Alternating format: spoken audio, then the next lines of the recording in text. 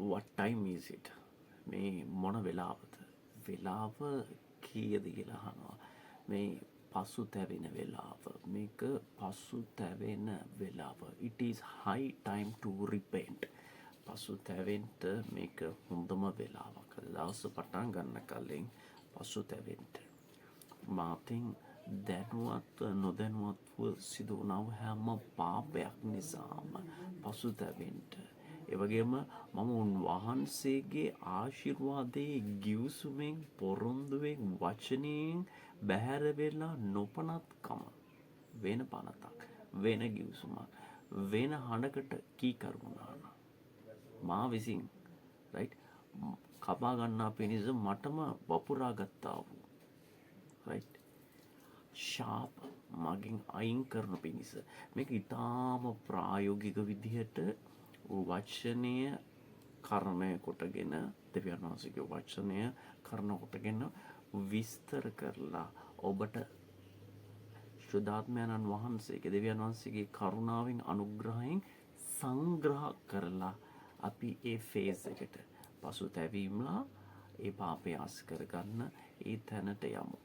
විශේෂයෙන් මේකේ තියෙන භයානක තමයි එක්කෙනෙක් නෙමෙයි බලන්ට ඔබ අතරෙත් ඇති ඔබත් දන්නවා ඇති සමහරක් වෙලාවට ඒ ඔබ වෙන්න පුළුවන්. ගොඩක් කෙනෙක් අහන ප්‍රශ්නේ තමයි මට දෙවියන් වහන්සේගේ මේ ආත්මයන් වහන්සේගේ ප්‍රකාශනය වන අන්‍ය භාෂාවක් නැහැ. ඒක ලැබෙන්නේ නැහැ. මම මෙච්චර කාලයක් පල්ලි යනවා. මම මෙච්චර කාලයක් වචන යනවා. ඒකට හේතුව තමයි දෙවියන් වහන්සේගේ දේ අපි ඒව දෙන්නේ දෙවියන් වහන්සේගේ කරුණාව නිසා. රයිට්? ඒක අපිට රයිට් earn කරගන්න අපිට උරුම කරගන්න අපේ performance එක මත අපේ හැකියාවෙන් ශක්තියෙන් බුද්ධියෙන් උපයා සපයා ගන්න බෑ. දෙවියන් වහන්සේගේ කරුණාව කරුණ කොටගෙන දෙන දේවල්. ඒ නිසා අපි align වෙන්න ඕනේ. ඒ දේවල් ලබන්න නම් උන්වහන්සේ කරුණා කරලා අපිට දෙන දේවල් ලබන්න නම් ඒ ලබන තැනට අපි ඒ කියන්නේ මම කියන හැම වෙලෙම වතුර කරාමේ ඇරියනම් කලේ තියන්න ඕනේ යට. ඒතකොට තමයි පිරෙන්නේ. වෙන තැනක තියලා හරියන්නේ නැහැ. ඔයා ෂවර් එක ඇරියනම් ෂවර් එක යට හිට ගන්නවා. නාන්න නම්. නැත්නම් බාත්රූම් එකේ නෙමෙයි වෙන තැනක හිට ගත්තා නම් වාට ස්නානය කරගන්න බෑ. ඒ වගේ තමයි. කියන්නේ වතුරෙන් මොනවද කරන්නේ? හේදෙනවා.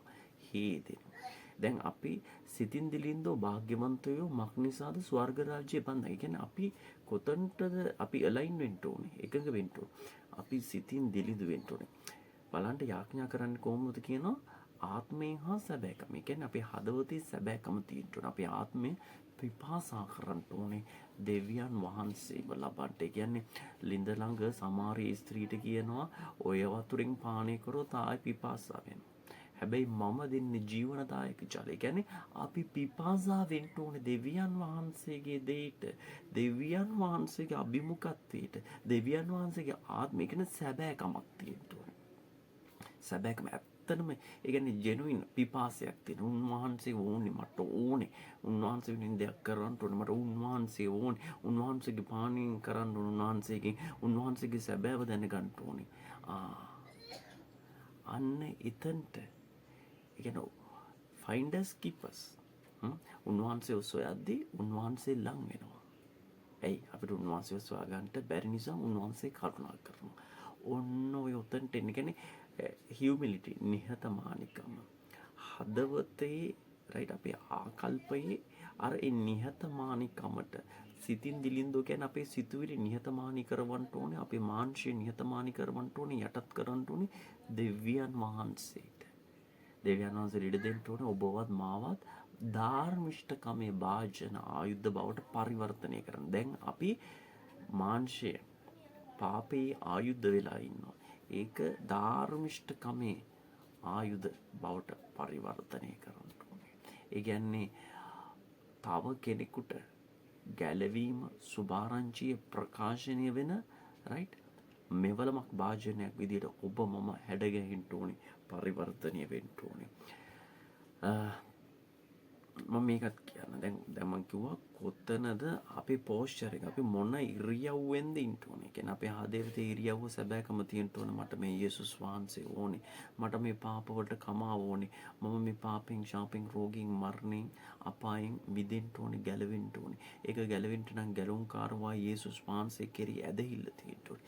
ඒක නිකන් මේ කට වචනෙන් අර ගැලවීමේ කරද්දී යාඥාව මම යේසුස් වහන්සේ මාගේ ජීවිතේ පුද්ගලික ගැලවුම්කරුවා විදියට විශ්වාස කරනවා.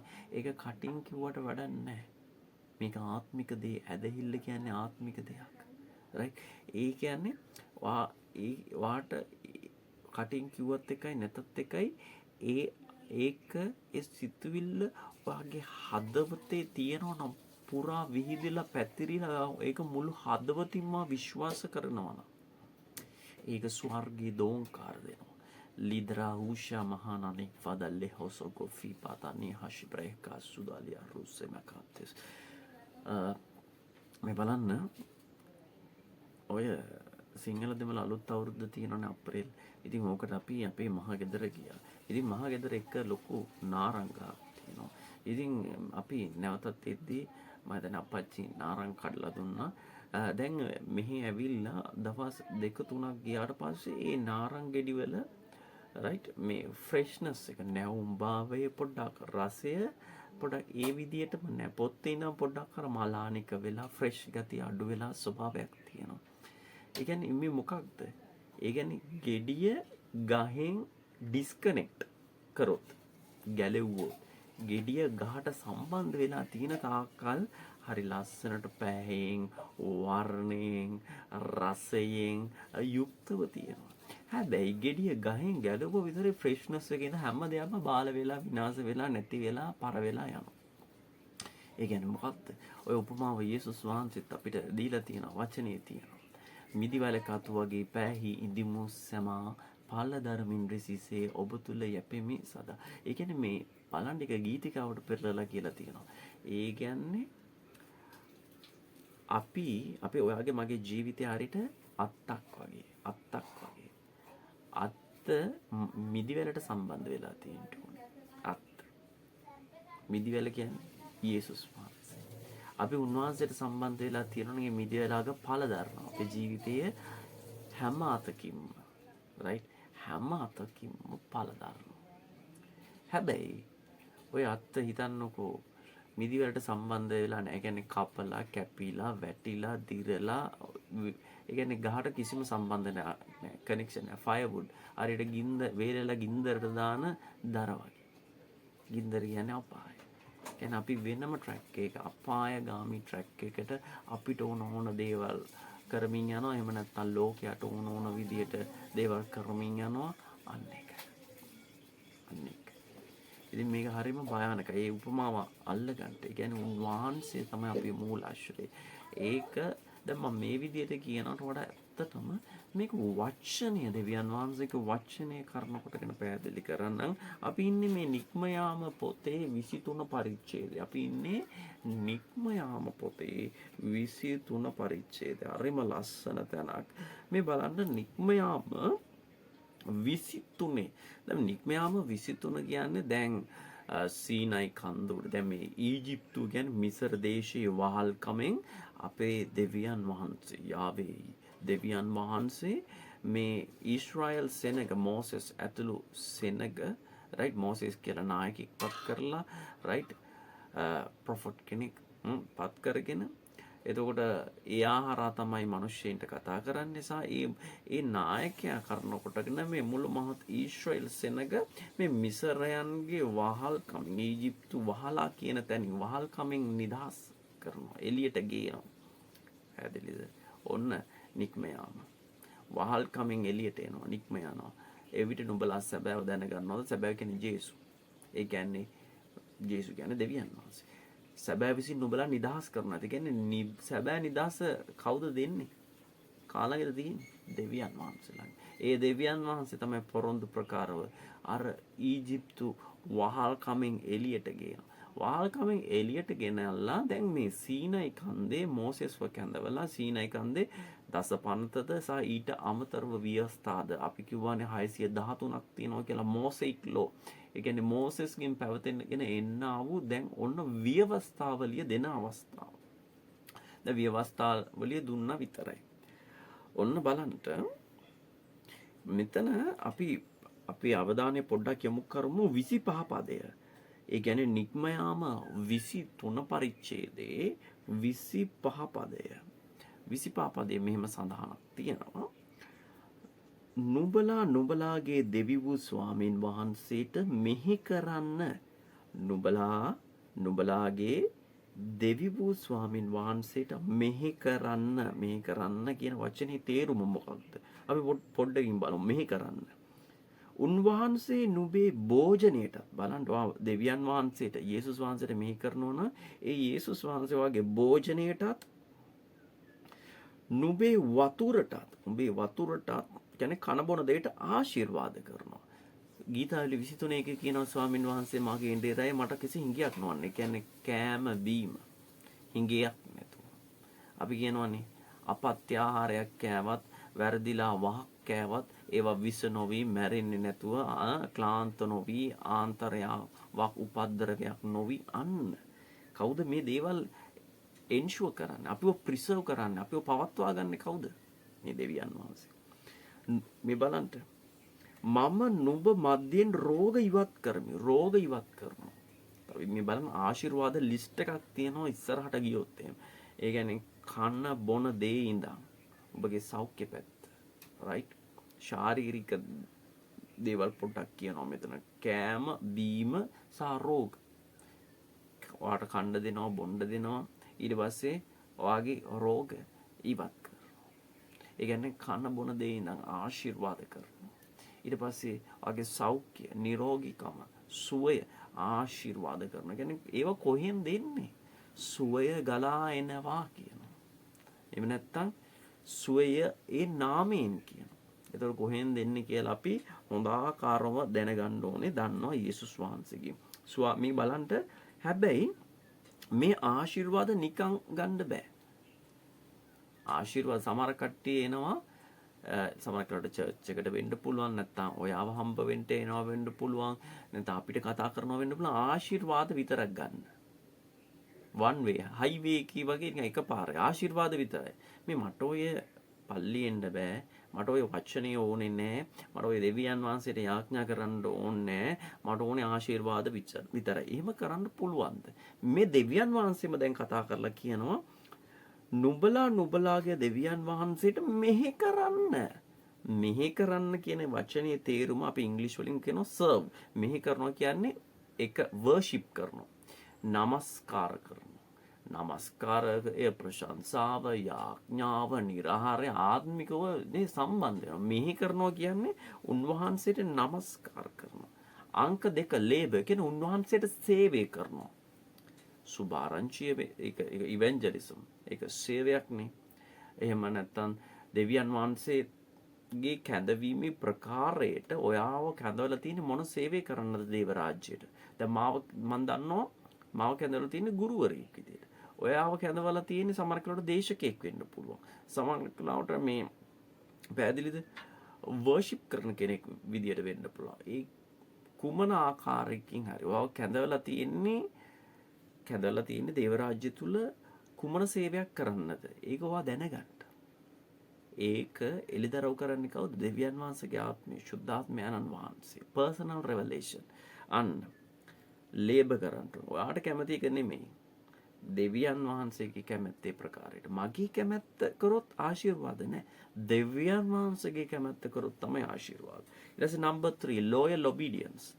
ඒ කියන්නේ තාම උන්වහන්සේ තුල ඒ උන්වහන්සේව අත නාරමින් කීකරු වෙන්න ඕනේ ස්වල්ප දෙයටත් අවසානයේ දක්වා විශ්වාසවන්ත වෙන්න ඕනේ මේ දෙවියන් වහන්සේ. ඒකට සේවය කරනවා කියන්නේ නමස්කාරයෙන් ඊට පස්සේ මිනිස්ට්‍රි අපි කරනා වූ යම් ආකාරයක් දේව රාජ්‍යයේ සේවයක් කැඳවීමේ ප්‍රකාරව දෙවියන් වහන්සේගේ කැමැත්ත පරිදි ඊට පස්සේ කීකරුකම උන්වහන්සේගේ වචනයට කීකරු වෙන්න ඕන උන්වහන්සේගේ ආත්මයට සුදාත්මයට සංවේදී වෙන්න ඕනේ. ඉතින් ඕක තමයි සේවය. මෙහෙ කරනවා කියන්නේ නුඹලාගේ දෙවියන් වහන්සේට මෙහෙ කරන්නට. ඔහොම මෙහෙ කරද්දී තමයි ආශිර්වාද එන්නේ. දෙවියන් වහන්සේට මෙහෙ කරොත් දෙවියන් වහන්සේ ඔබට මට ආශිර්වාද කරනවා. උන්වහන්සේ කරන්නා ආශිර්වාද උන්වහන්සේ මේ ලිස්ට් එකක් ලයිස්තුවක් විදිහට මෙතන නික්මයාම පොතේ ලිස්ට් කරලා තියෙනවා. ලයිස්තුගත කරලා තියෙනවා. ඒකින් කීපයක් විතරයි කන්න බොන දෙයට ආශිර්වාද කරනවා.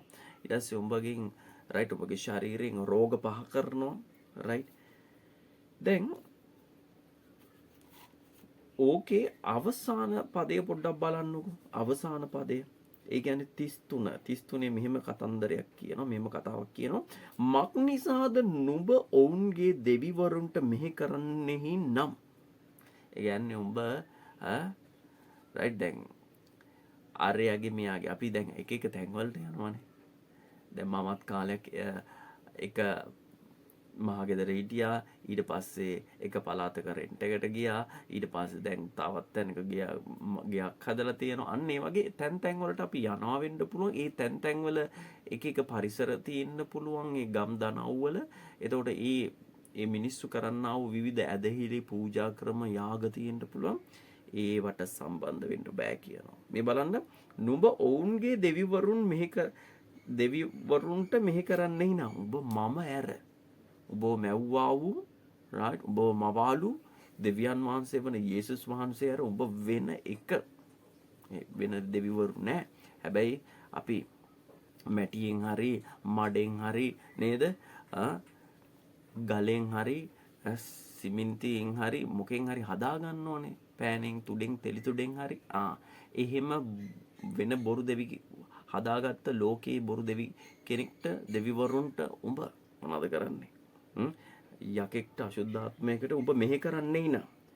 සැබවින්ම ඒක නුඹට මලපතක් වන්නේ යයි කීස එක. එතනින් එනවා උඹට ශාපය. අන්න ඒක උඹගේ ශාපය වෙනවා. එතනින් එකක් නෙමෙයි. දැන් බලන්න දෙවියන් වහන්සේට සැබෑ වූ දෙවියන් වහන්සේට එකම දෙවියන් වහන්සේට යේසුස් වහන්සේට ඔබ මෙහෙ කරා නම් එතනින් එක ආශිර්වාදය දෙන්නේ නැහැ. ආශිර්වාද ලොට් එකක් ලයිස්තුවක් කියනවා. කන්න බොන දේ ඉඳන් උඹගේ රෝගයට සුවේ ඉඳන් න ලිස්ට් එකක් මෙතන තියෙනවා. හැබැයි උඹ වෙන දෙවි කෙනෙක් අන්‍ය දෙවිවරු උඹ මෙහෙ කරනවා නම් හරි එහෙනම් ඔබට ශාප ලොට් එකක් කියනවා. ලයිස්තුවක් කියනවා. අන්න ආශිර්වාදයෙන් ශාපයට යන්නේ. කියන්නේ ඔබගේ දෙවියන් වහන්සේට මෙහෙ කරන්නේ නැතුව වෙන බොරු දෙවිවරු අන්‍ය දෙවිවරුන්ට මෙහෙ කරන්න ගියා නම් අන්න ඔබගේ ජීවිතයේ ශාපේ චැප්ටර් එක පරිච්ඡේදය පටන් ගන්නවා. රයිට්? ඒක පරම්පරා ගණන් යනවා ඉස්සරහට. මේ බලන්න ඒ කියන්නේ අර මේ පරම්පරාවෙන් පාපේ එනවනම් ශාපේ කියනවා. ඔන්න ශාපය ඔයාටත් ශාපයට කරගාගෙන අනිත් අයටත් ශාපේ උරුම කරලා දෙන අවස්ථාවක් තමයි මේක. මේ දැන් මේකේ තවත් ලස්සන තැනක් මම හිතුවා කතා කරොත් හොඳයි කියලා. ඒ තමයි මේ මේ නික්මයාම පොතේම අපි මේ පොත මාරු කරන්නේ නැතුව මේ පිටුවත් මාරු කරන්නේ නැතුව පරිච්ඡේදයත් මාරු කරන්නේ නැතුව මේ නික්මයාම 23 නේ ඉන්නේ. දැන් නික්මයාම අපි සරලව නික්මයාම 23 25 බැලුවා සහ අවසාන පදයේ අපි ඊටාම ශනිකව බැලුවා 33 පදය සහ දැන් 22 පදයට එමු. නික්මයාම 23 22 පදේ කියනවා එහෙත් නුඹ සැබවින් උන්වහන්සේගේ හඬට ඇහුම්කන් දී මා කියන සියල්ල කළොත් මම නුඹේ සතුරන්ට සතුරෙක්ද නුඹේ විරුද්ධකාරයන්ට විරුද්ධකාරයෙක්ද වන්නෙමි. තවත් ආශිර්වාද තියෙනවා. හැබැයි ඒක නෙමෙයි මගේ ફોකස් එක. එහෙත් නුඹ සැබවින් උන්වහන්සේගේ හඬ මේ උන්වහන්සේ කියන්නේ කවුද? ඒක තේරුම් ගන්න පොඩ්ඩක් නැවතත් අපිට එන්න වෙනවා. මේ 20 පදයට 20 පදයේ පැසේජ් ටයිටල් එක අන්තිම අවවාද කියලා තියෙනවා. බලව මාර්ගයේ නුඹ ආරක්ෂා කරන පිණිසද මා විසින් පිළියෙල කළ ස්ථානයට නුඹ පමුණුවන පිණිසද පොරොන්දු දේශයක් දෙනවනේ නේද? මේ පොරොන්දු දේශයට පිණිසද නුඹ පෙරාටුව දූතයෙක් යවමි. ඔයාලට කලින් යන්න. ඒ කියන්නේ ගයිඩ් කෙනෙක් දෙනවා. අර ටුවරිස්ට්ලට එහෙම ගයිඩ් කෙනෙක් ඉන්නවාගේ මේ වනාන්තරය මැද්දෙන් යද්දී ගමනේදී රයිට් විල්ඩනස් ගයිඩ් කෙනෙක් දෙනවා. උන්වහන්සේගේ වචනේ කියනවා මාර්ගයේද ජීවනයේද සැබෑවද මම. ඒ කියන්නේ මාර්ගය පෙන්වන උපදේශකවරයෙක් ගයිඩ් කෙනෙක් දෙනවා. මේ දූතෙක් දෙනවා කියලා. උන්වහන්සේ ඉදිරියේ ප්‍රවේශම් වෙමින් උන්වහන්සේගේ හඬට කන් දෙන්න උන්වහන්සේ කෝප නොකරන්න.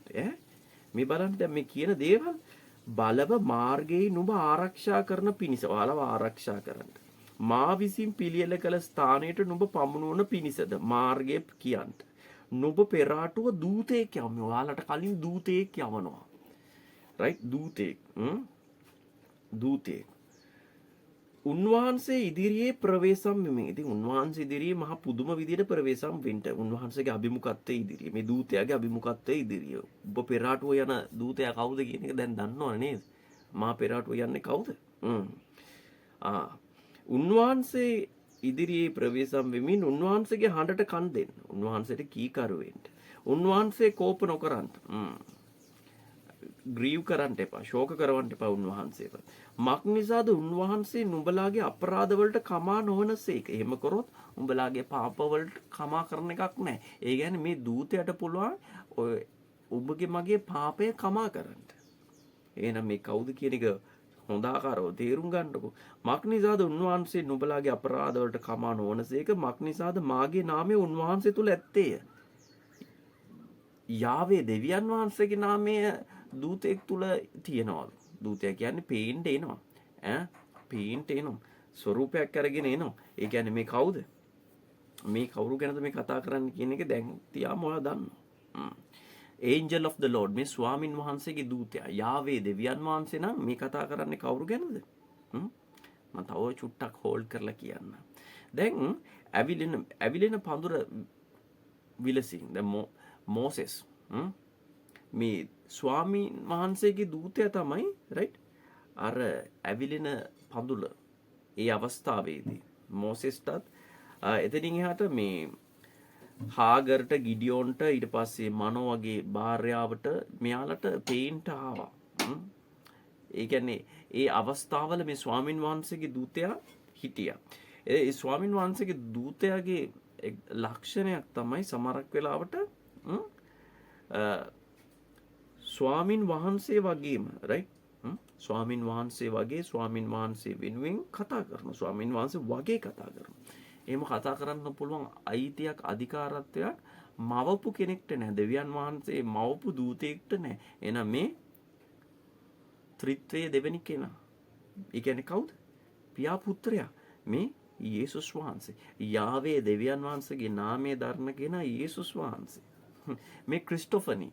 ඒ කියන්නේ නව ගිවිසුම රයිට් අර ඔෆිෂියලි නිල වශයෙන් පොළොවට පය ගහන්නට කලින් රයිට් උන්වහන්සේව අපි දැකගත් අවස්ථාවන් රයිට් යාකෝබ් එක්ක පොරපදද්දී අන්න ඒ වගේ ඔෆිෂියලි නිල වශයෙන් එළියට බහින්න කලින් උන්වහන්සේ රයිට් ඒ කියන්නේ මේ බලන්ට උන්වහන්සේ මේ ත්‍රිත්වය රයිට් තිබ්බනේ ඒ අඩු වැඩි වශයෙන් මේ මිනිස්සෙන් අතරට ඇවිල්ලා මිනිස්සයත් එක්ක ඉමානුවෙල් මේ මිනිස්සයත් සමග වැඩ වාසය කරපු අවස්ථා මිනිස්සයට පාර කියපු හැටි මඟ පෙන්වපු හැටි ආරක්ෂා කරපු හැටි මේ හාගර්ට පවා නේද මේ හාගර්ට පවා 22 පදේ එහෙත් නුඹ සැබවින් උන්වහන්සේගේ හඬට ඇහුම්කන් දී මා කියන සියල්ල කළොත් මම නුඹේ සතුරන්ට සතුරෙක්ද නුඹේ විරුද්ධකාරයන්ට විරුද්ධකාරයෙක්ද වන්නෙමි. අපි ඒක චුට්ටක් කියවගමු. මක් නිසාද මාගේ දූතයා නුඹට පෙරාටුව ගොස් අමෝරිවරුන්ද හිත්තිවරුන්ද පෙරිස්සිවරුන්ද කානානිවරුන්ද හිවිවරුන්ද යෙබුසිවරුන්ද වෙතට නුඹ පමුණුවනසේක. කියන්නේ කිව්වනේ ආරක්ෂණ කරනවා කියලා පෙරාටුව යනවා කියලා මාර්ගය පෙන්නනවා කියලා මමද ඔවුන් සිඳ දමන්නෙමි නුඹ ඔවුන්ගේ දෙවිවරුන්ට නමස්කාර නොකරන්න නැවත කියනවා මෙහි නොකරන්න ඇයි මෙහි කරොත් විනාශයි ශාපය ඔවුන්ගේ ක්‍රියාවල හැටියට නොකරන්න එසේ නොව ඔවුන් මුල්ලුමනින්ම පෙරලා දමා ඔවුන්ගේ රූප ස්තම්භ ඒ කියන්නේ ආයිඩල් රූප නමස්කාරය කැබලි කොට බිඳ දමන්න නුඹලාගේ දෙවි වූ ස්වාමින් වහන්සේට මෙහි කරන්ත උන්වහන්සේ නුඹේ භෝජනයටත් නුඹේ වතුරටත් ආශිර්වාද කරනසේක. මම නුඹ මද්දෙන් රෝග ඉවත් කරන්න. ඒතොර ස්වාමින් වහන්සේගේ දූතයා කියන්නේ මේ යේසුස් වහන්සේ. ඒ කියන්නේ නික්මයාම ගමනේ එතකොට මෝසෙස් ප්‍රමුඛ ඊශ්‍රායෙල් සෙනඟ තනියම ගියේ නෑ. රයිට් එක අඩියක් තනියම තිබ්බේ නෑ. ඊට පෙර ආටුව කවුද ගියේ? ස්වාමී වූ දෙවියන් වහන්සේ යේසුස් වහන්සේ ඊට කලින් ගියා. ආරක්ෂා කරා, මඟ පෙන්නුවා, ආස්කම් කරා, කන බොන දේටත් රයිට් ආශිර්වාද කරා, රෝග ඉවත් කරා. ඒ කියන්නේ මොකද? ස්වාමීන් වහන්සේ යහපත් විපත්ති දවසේ බල්ලකුටුවක්. ඒ කියන්නේ උන්වහන්සේ තුල තමයි මේ හැම දෙයක්ම කරේ. උන්වහන්සේගෙන් පිට, උන්වහන්සේගෙන් එළියේ, උන්වහන්සේ නැතුව අපිට මේ කිසි දෙයක් කරන්න බෑ. ඒ නිසා තමයි නැවතත් අර ගීතිකාව සිහි කරගන්න මිදි වැලක අතු වගේ පෑහීදිමු සමස් උන්වහන්සේට සම්බන්ධව. يعني උන්වහන්සේට මෙහි කරන කෙනාට තමයි ආශිර්වාදය. ආශිර්වාද මේ එකක් නෙමෙයි මේ ලිස්ට් එක. මේ ආශිර්වාද කාට විතරයිද? උන්වහන්සේට මෙහි කරන කෙනාට විතරයි ආශිර්වාද. මෙහි කරන්න ආශාවක්වත් නැති ආශිර්වාද විතරක් හොයාගෙන මේ කෙනාට ආශිර්වාද හම්බ වෙන්නේ නැහැ. හම්බ වෙන්නේ නැහැ. ඒ කියන්නේ මේක වැරදි විදිහට තේරුම් ගන්න එපා.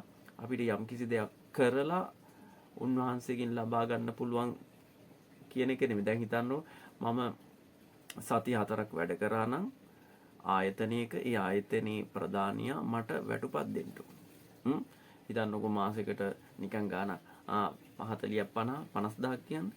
ඒතකොට මේ 50000 ඒ ආයතනයේ ප්‍රධානියා මට කරුණා කරලා දෙනවා නෙමෙයි. මම මගේ දාඩිය මාංශය වගුරුවල ඒක එයා ණයයි. මට ඒ පඩිය දෙනකන් එයා ණයකාරයෙක්. මගේ ණයකාරයෙක්. හොඳද? එයා මේ මට කරුණා කරලා දෙනව නෙමෙයි. එයා මට ණයක් පියවනවා. එයි මම මගේ ශ්‍රමය, සේවය එයාට දුන්න නිසා. හැබැයි අපිට මේ ආශිර්වාද දැන් හිතන්නකෝ අපි දෙවියන් වහන්සේට සේවය කරත් ඒක හොඳටම තේරුම් ගන්න ඕනේ. රයිට්? දෙවියන් වහන්සේ අපිට ණය නැහැ.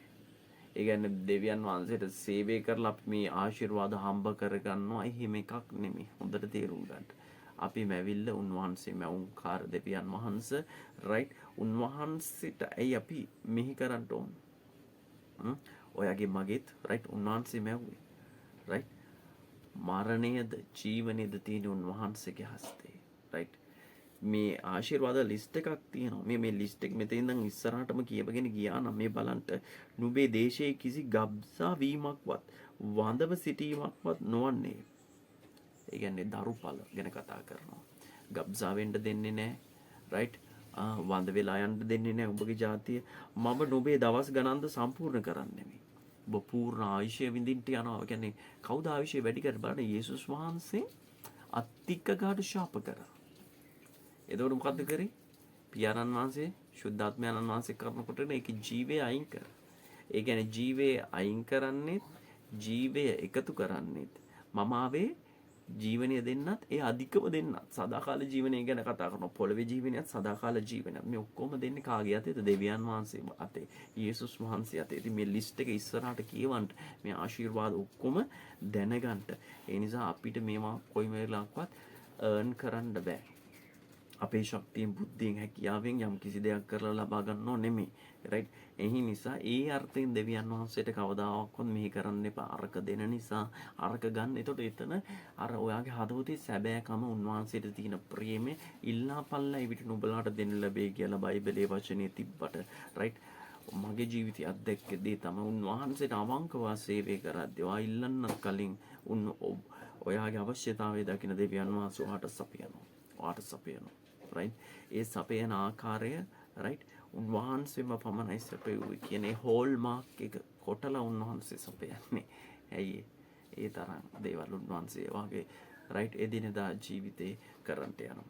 රයිට්? අපි එතනට එන්න ඕනේ. රයිට්? ඉතින් මම ඇහුවා මොකක්ද වෙලාව? මං කිව්වා පසුතැවෙන්න වෙලාව. ඇයි අපි දැන් කවුරු හරි මෙතන නැත්තම් උන්වහන්සේට මෙහි කරන තැන නැත්තම් උන්වහන්සේගේ ආශිර්වාද නැහැ. කවුරු හරි වෙන අන්‍ය දෙවි කෙනෙකුට මෙහි කරලා නම් රයිට්? අන්න ශාපේ කියන තැන ඉන්නවා. හැබැයි දැන් අපි එතනින් එළියට එන්න ඕනේ.